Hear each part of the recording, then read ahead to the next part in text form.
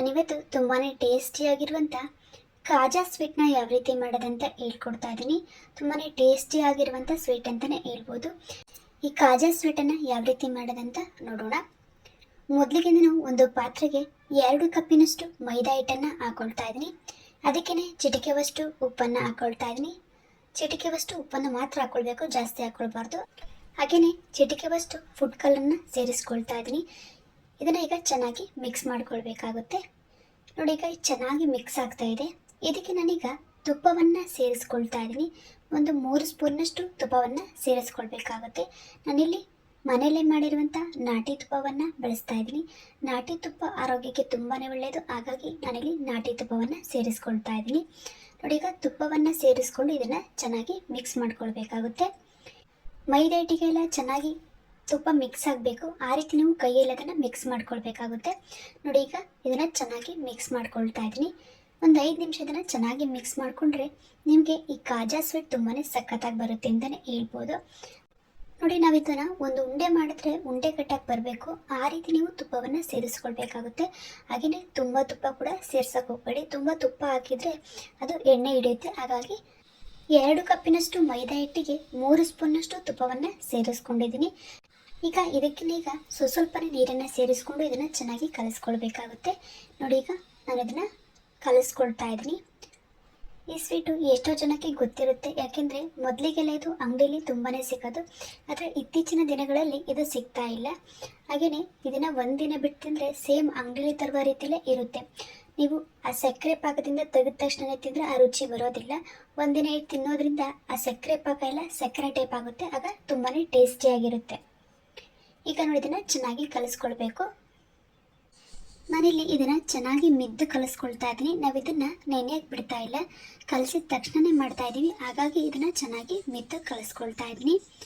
ನೋಡಿ, ಈಗ ಚೆನ್ನಾಗಿ ಮಿದಿತಾ ಇದ್ದೀನಿ. ಒಂದು 5 ನಿಮಿಷ ಇದನ್ನು ಚೆನ್ನಾಗಿ ಮಿದಿಯೋದ್ರಿಂದ ನಿಮಗೆ ಆ ಕಾಜಾ ಸ್ವೀಟ್ ತುಂಬಾ ಸಖತ್ತಾಗಿ ಬರುತ್ತೆ. ಹಿಟ್ಟು ತೋರಿಸ್ತಿದ್ದೀನಲ್ವ, ಈ ಅದಕ್ಕೆ ಇರಬೇಕು. ಆಗ ನಿಮಗೆ ಕಾಜಾ ಸ್ವೀಟ್ ತುಂಬಾ ಚೆನ್ನಾಗಿ ಬರುತ್ತೆ. ಹಿಟ್ಟು ರೆಡಿಯಾಗಿದೆ. ಇನ್ನೊಂದು ಕಡೆ ನಾವು ಸಕ್ಕರೆ ಪಾಕವನ್ನು ರೆಡಿ ಮಾಡ್ಕೊಳ್ಬೇಕು. ಹಾಗಾಗಿ ಒಂದು ಪಾತ್ರೆಗೆ 2 ಕಪ್ಪಿನಷ್ಟು ಸಕ್ಕರೆಯನ್ನು ಹಾಕ್ಕೊಳ್ತಾ ಇದ್ದೀನಿ. ಹಾಗೆಯೇ 1/4 ಕಪ್ಪಿನಷ್ಟು ನೀರನ್ನು ಸೇರಿಸ್ಕೊಳ್ತಾ ಇದ್ದೀನಿ. ನಾವು 2 ಕಪ್ ಸಕ್ಕರೆ ಹಾಕಿ 1/4 ಕಪ್ ನೀರನ್ನು ಹಾಕೋದ್ರಿಂದ ನಮಗೆ ಪಾಕ ಬೇಗನೆ ರೆಡಿ ಆಗುತ್ತೆ.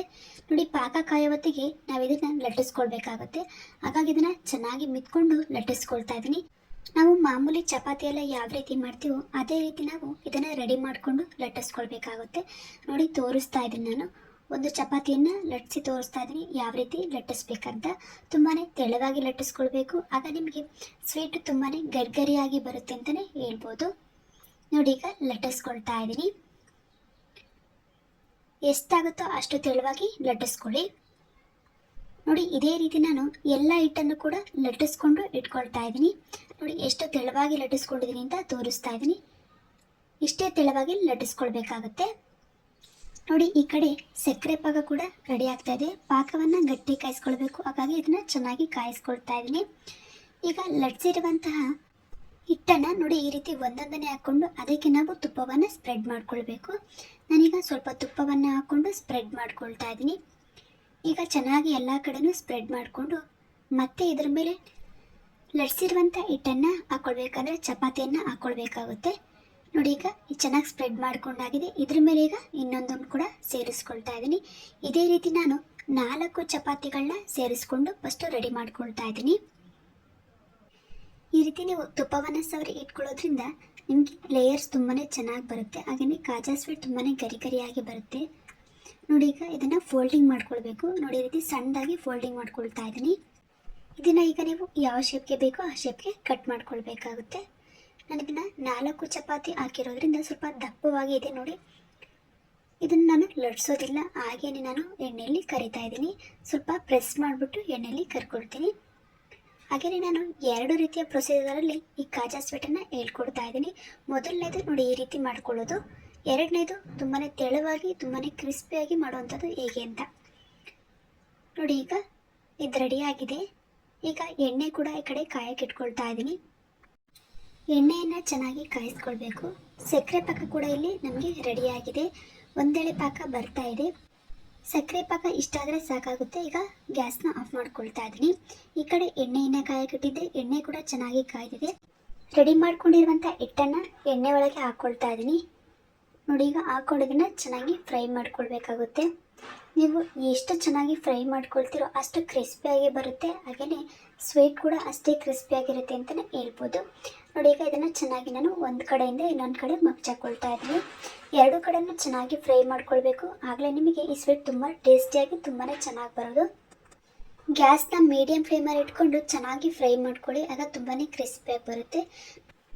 ನೀವು ಚೆನ್ನಾಗಿ ಇದನ್ನು ಫ್ರೈ ಮಾಡಿಟ್ಕೊಂಡ್ರೆ ಒಂದು ವಾರಗಟ್ಟಲೆ ಇದು ಕ್ರಿಸ್ಪಿಯಾಗೇ ಇರುತ್ತೆ. ಹಾಗಾಗಿ ಆದಷ್ಟು ಚೆನ್ನಾಗಿ ಇದನ್ನು ಫ್ರೈ ಮಾಡಿಟ್ಕೊಳ್ಬೇಕು. ಈಗ ಇದು ಚೆನ್ನಾಗಿ ಫ್ರೈ ಆಗಿದೆ. ನೋಡಿ ಎಷ್ಟು ಚೆನ್ನಾಗಿ ಲೇಯರ್ಸ್ ಬಂದಿದೆ ಅಂತ. ಈಗ ಇದನ್ನು ಎಣ್ಣೆಯಿಂದ ತೆಗೆದು ನಾನು ಸಕ್ಕರೆ ಪಾಕಕ್ಕೆ ಹಾಕೊಳ್ತಾ ಇದ್ದೀನಿ. ನೋಡಿ, ಸಕ್ಕರೆ ಪಾಕಕ್ಕೆ ಹಾಕ್ಕೊಂಡು ಇದನ್ನು ಚೆನ್ನಾಗಿ ನಾವು ಆ ಸಕ್ಕರೆ ಪಾಕ ಹೀರ್ಕೊಳ್ಳೋ ಥರ ಎರಡೂ ಕಡೆ ಅದನ್ನು ಮಗ್ಚಾಕಬೇಕು. ಆಗ ಸಕ್ಕರೆ ಪಾಕ ತುಂಬಾ ಚೆನ್ನಾಗಿ ಹೀರ್ಕೊಳ್ಳುತ್ತೆ.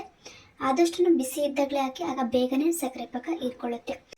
ಈಗ ಒಂದು ರೀತಿಯ ಕಾಜಾ ಸ್ವೀಟ್ ರೆಡಿ ಆಯಿತು. ಇನ್ನೊಂದು ಸ್ಟೆಪ್ ಯಾವ ರೀತಿ ಮಾಡಬೇಕನ್ನೋದನ್ನ ನಾನೀಗ ತೋರಿಸ್ತೀನಿ. ನೋಡಿ, ಈಗ ತುಂಬಾ ಲೇಯರ್ಸ್ ಬರೋ ಹಾಗೆ, ಹಾಗೆಯೇ ತುಂಬಾ ಕ್ರಿಸ್ಪಿಯಾಗಿ ಯಾವ ರೀತಿ ಮಾಡೋದಂತ ಹೇಳ್ಕೊಡ್ತಾ ಇದ್ದೀನಿ. ಇದಕ್ಕೂ ಕೂಡ ನಾನು ಹಿಟ್ಟನ್ನು ಚಪಾತಿ ಆಕಾರದಲ್ಲಿ ಲಟ್ಟಿಸಿ ಇಟ್ಕೊಂಡಿದ್ದೆ. ಈಗ ಅದಕ್ಕೆ ನಾನು ತುಪ್ಪವನ್ನು ಸವರಿ ಇಟ್ಕೊಳ್ತಾ ಇದ್ದೀನಿ. ನಾನು ಇದಕ್ಕೆ 3 ಚಪಾತಿಯನ್ನು ಸೇರಿಸ್ಕೊಳ್ತಾ ಇದ್ದೀನಿ. ಅದಕ್ಕೆ 4 ಚಪಾತಿಯನ್ನು ಹಾಕ್ಕೊಂಡಿದ್ದೆ.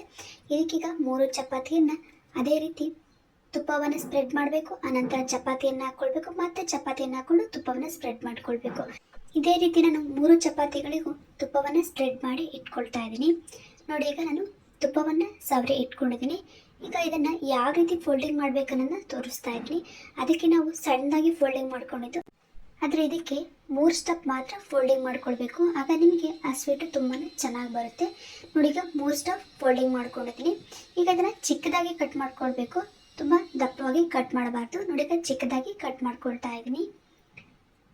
ಚಿಕ್ಕದಾಗಿ ಕಟ್ ಮಾಡಿಕೊಂಡು ನಾವು ಇದನ್ನು ಮತ್ತೆ ನಾವು ಲಟ್ಟಿಸ್ಕೊಳ್ಬೇಕಾಗುತ್ತೆ.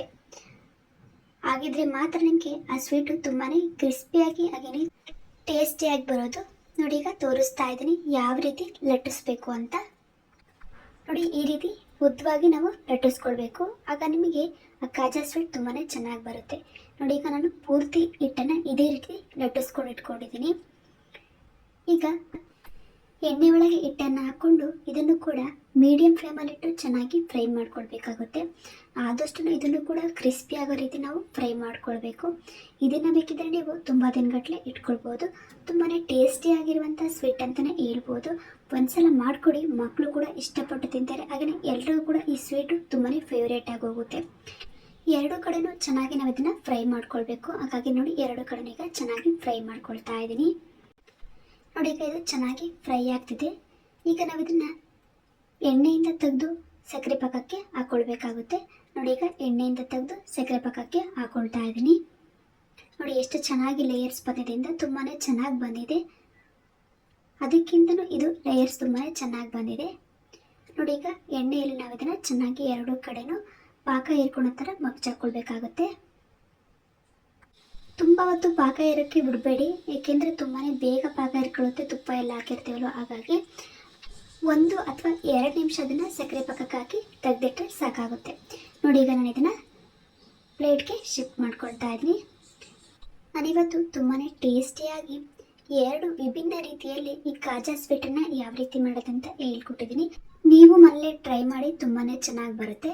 ನೋಡಿ, ಕಟ್ ಮಾಡೋಕ್ಕೆ ಕೂಡ ಯಾವ ರೀತಿ ಬರ್ತಿದೆ ಅಂತ. ಲೇಯರ್ಸ್ ಕೂಡ ತುಂಬಾ ಚೆನ್ನಾಗಿ ಬಂದಿದೆ, ಹಾಗೆಯೇ ಪಾಕ ಕೂಡ ತುಂಬಾ ಚೆನ್ನಾಗಿ ಹೀರ್ಕೊಂಡಿದೆ. ತುಂಬಾ ಜ್ಯೂಸಿ ಆಗಿದೆ ಅಂತಲೇ ಹೇಳ್ಬೋದು. ಒಂದು ಸ್ವೀಟು ಗರಿಗರಿಯಾಗಿದೆ, ಇನ್ನೊಂದು ಸ್ವೀಟು ತುಂಬಾ ಜ್ಯೂಸಿಯಾಗಿದೆ. ಇವತ್ತಿನ ಈ ವಿಡಿಯೋದಲ್ಲಿ ಕಾಜಾ ಸ್ವೀಟ್ನ ಯಾವ ರೀತಿ ಮಾಡೋದಂತ ಹೇಳ್ಕೊಟ್ಟಿದ್ದೀನಿ.